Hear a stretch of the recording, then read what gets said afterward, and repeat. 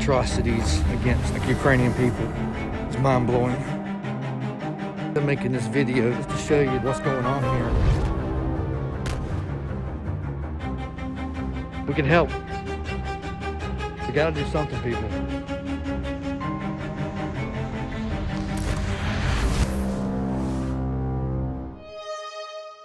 So after that little, I guess you could say, circus in Trinopol, I was able to catch my train from Trinopol into Kyiv. I boarded the train in Trinopol to Kyiv about 1 a.m. and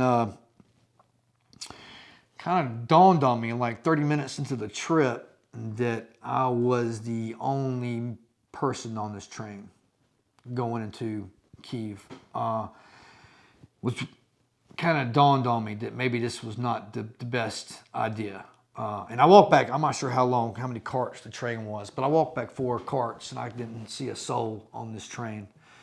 And that's when it kind of dawned on me, like, man, this is just nuts, man. What are you doing? You know, like, where are you at, Bryan? You know, like, is Bryan even here anymore? You know, who is this? Who is making these decisions for me right now? But it dawned on me that I had made a really bad decision heading into the Kyiv. So was able to get a little bit of sleep on the train, not much, because I'm gonna be honest, I think this is when I really started becoming scared. So we arrived in Kyiv, and I remember arriving that early morning, and it was still dark. And the way the train tracks are, you know, it's like you have to walk up some steps to the main Kyiv station.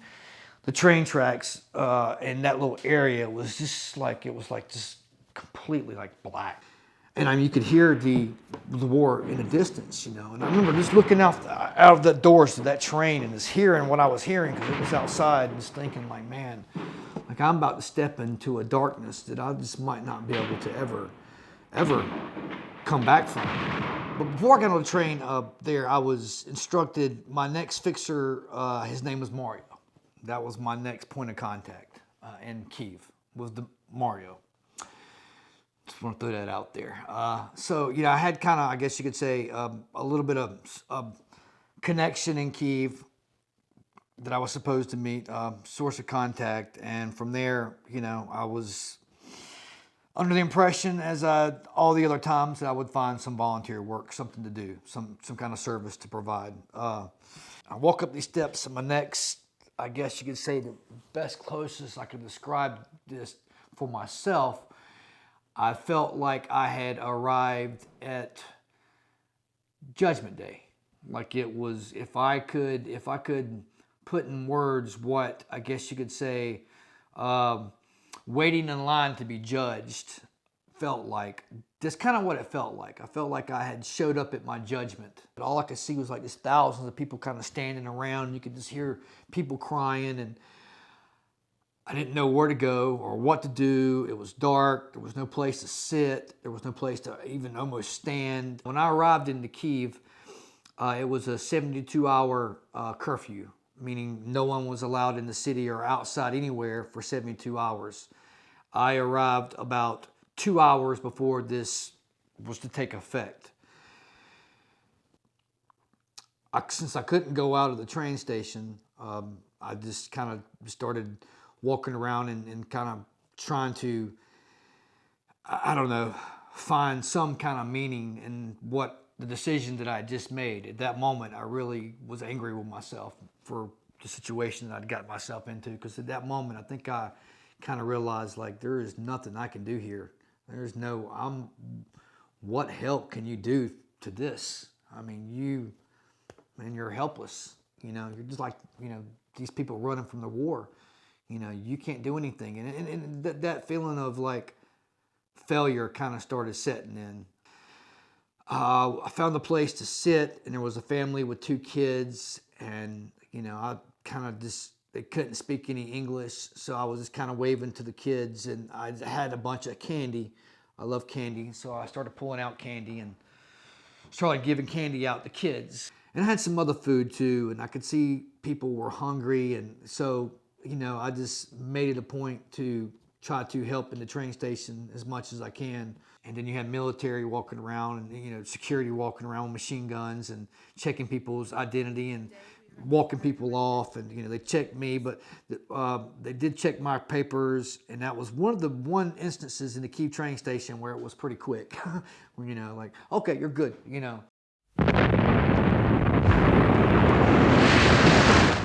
The whole building shook. You could hear a loud explosion and the building shook. Military comes running through trying to rush everyone down the corridor to a little safe area, and it was just pure panic. So 72 hours there, my contact Mario, the day they lifted the curfew and everyone came out, I went outside and I was hungry. I hadn't eaten in like probably 48 hours. I was literally starving, or my version of starving anyway. No food to be found anywhere. So I'm waiting for my fixer to come, and I don't get any kind of response or I feel like the contact's gone dead. About 7 or 8 hours, mid-afternoon, I still hadn't heard from Mario or my next contact. I kind of felt like, I really didn't know what to do. About mid-afternoon, I made the decision I'm going to stay in Kyiv, even though I don't have any contacts or I feel like this contact has gone cold. So I got a taxi and I started looking for hotels and hostels. Hotels first. So we rode around probably Kyiv for about an hour and a half looking for hotels and nothing was open. Started looking for hostels, nothing was open. So I only had one option left, was to go back to the Kyiv train station so I could figure out what's going on. Still hadn't heard from Mario on my contact. So at that moment, I'm just like, it's not going to happen. This fell through too. So about 5 p.m. that afternoon, Mario reaches out to me and says that they're on their way. I'm like, okay, yes. I felt a little bit of relief. He said they'd be there in 15 minutes. Well, 2 hours passed and still no show and no more. I'm like texting him like, hey, just give me an ETA. Can you just give me some information? I started to panic a little bit, okay, my phone dies. How do I contact Mario? I don't know where they're picking me up at. They haven't given me any information. I don't know what to really do. So with a little bit of battery left in my phone, I decided to go back inside the Kyiv train station. And, within the next hour, if I didn't hear anything, I had no choice but to either stay in the train station or catch a train back to Lviv, where I knew I could find a hotel. Right before my phone was about to die, Mario reached out and says, my man's there to get you.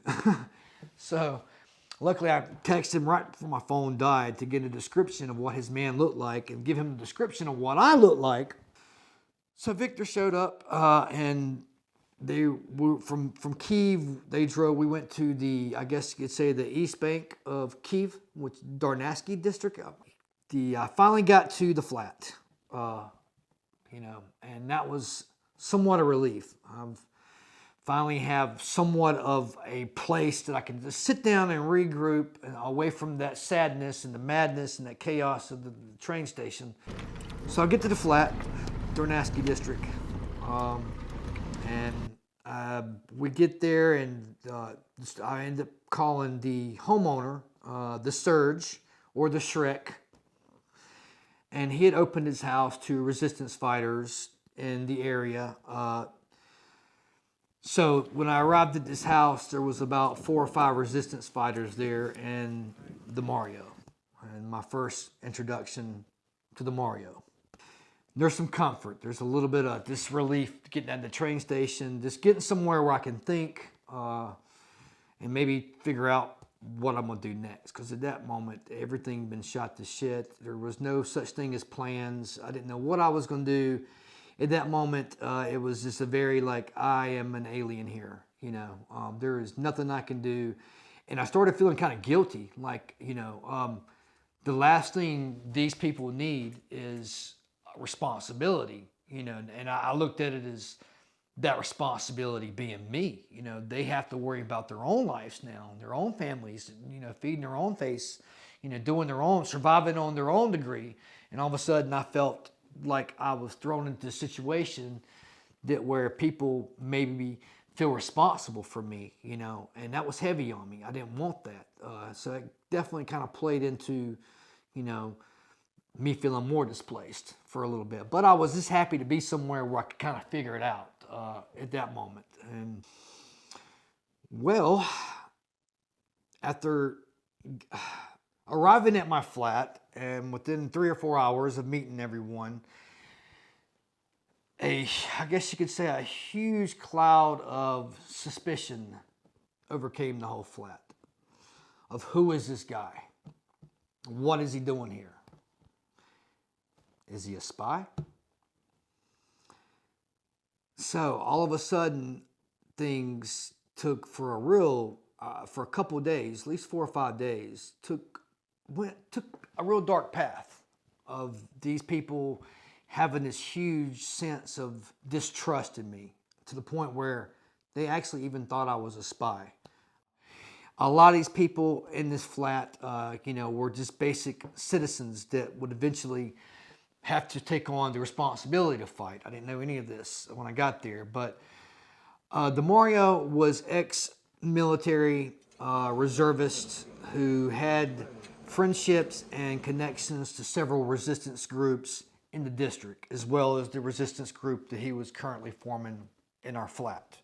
It was really hard for my flat for them to, you know, wrap around their head that this American just kind of showed up this out of nowhere to help with no direction. I went through the same thing every night for like about a week. You know, every night resistance fighters would leave and more fighters would show up, and it was like the whole course of I'm a spy all over again. So, and at this moment, I am feeling completely like out of my element, just isolated as hell, because no one speaks any English except Mario. His English is broken and very limited, but he can still have a conversation with me. Trying to explain to this house of, you know, like of people, of men, that I'm there to help. Well, what are you here to do? Well, I was gonna do this, and that fell through. I'm gonna do this, that fell through. Man, I don't know what the hell I'm doing here now. You know, I'm just trying to figure that out. Watch this.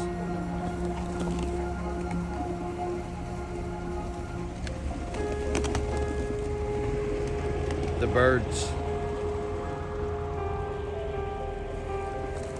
So, I am in the middle of pigeons making a video. Now they're eating my foot. But anyway, today was a good day.